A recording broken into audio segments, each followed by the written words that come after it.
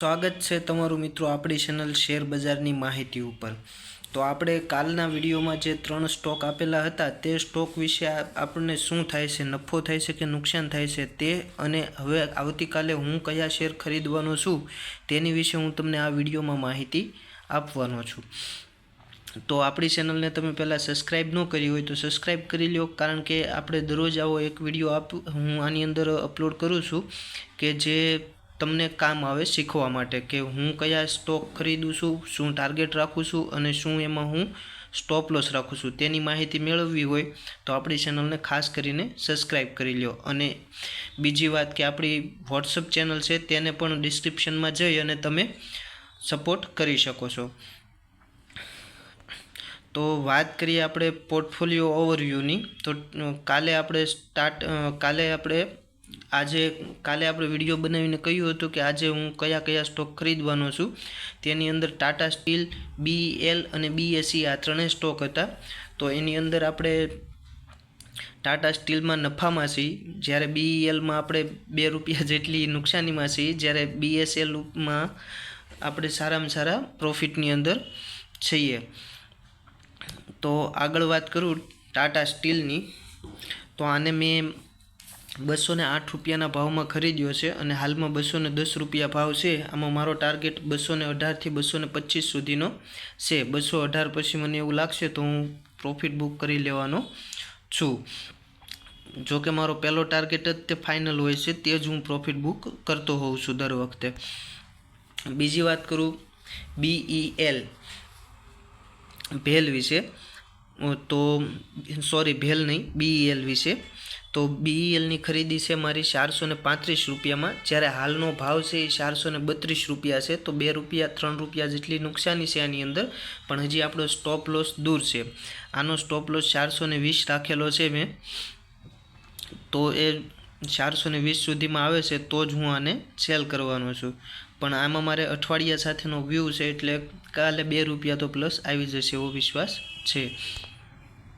અને વાત કરીએ BSEની, તો BSE આજના માટે આપણે સ્ટાર પરફોર્મન્સ કહી શકાય, કારણ કે આપણી ખરીદી છે એમાં 3174 રૂપિયાની, અને અત્યારે એનો ભાવ, માર્કેટ ભાવ અત્યારે 3248 રૂપિયા, એટલે કે 2% નફામાં છે।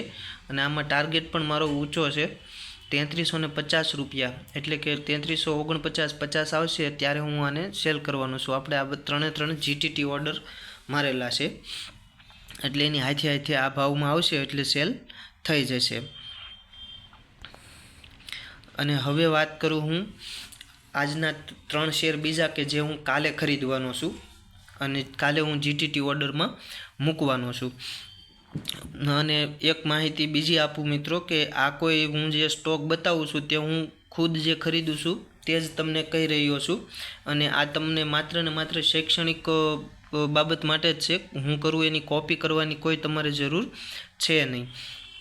તો આવતીકાલે 12 ફેબ્રુઆરી માટે હું કયા લેવાનો છું, તો જો પહેલો સ્ટોક છે આપણો પાવર ગ્રીડ, એના 348 રૂપિયા જેવું ભાવ ચાલે છે।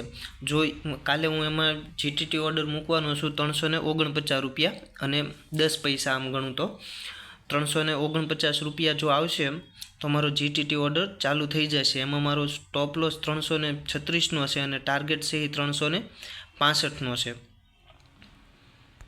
બીજો સ્ટોક છે આપણો હિન્ડાલ્કો। આ હિન્ડાલ્કો છે એ 20 ડે મૂવિંગ એવરેજની આજુબાજુમાં આવી ગયો છે સપોર્ટ લેવલ ઉપર, એટલા માટે આ પણ મારા ધ્યાનમાં છે વોચ લિસ્ટમાં। તો આ સ્ટોકની કરંટ પ્રાઇસ 312 છે, અને 312માં જ તે હું કાલે જો આ ભાવમાં મને મળી જશે તો હું GTT ઓર્ડરથી આને ખરીદવાનો છું। અને આમાં મારો સ્ટોપ લોસ છે એ 590 રૂપિયા છે, જ્યારે ટાર્ગેટ છે એ મારો આની અંદર 645થી 660 રૂપિયા છે, પણ હું આને 645 સુધી તે લઈ જવા માગું છું, અને 645 આવશે એટલે હું આની અંદર હું નફો બુક કરવાનો છું।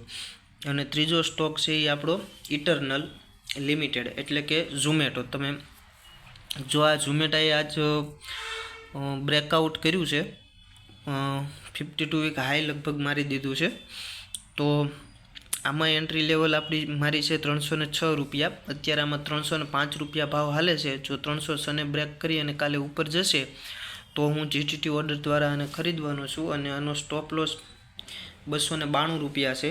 જ્યારે આનો ટાર્ગેટ મારે 325 રૂપિયા જેવો રાખવાનો છે. 325ની આજુબાજુમાં તે હું આને પહેલાં ટાર્ગેટમાં તે સેલ કરવાનો છું. આ મારું ટોટલ આવતીકાલનું પ્લાનિંગ છે કે પાવર ગ્રીડ, હિન્ડાલ્કો અને ઝોમેટો ત્રણેયનું કે ક્યાં હું બાય કરવાનો છું, શું મારો સ્ટોપ લોસ રહેશે અને કયા કયા મારા ટાર્ગેટ રહેશે.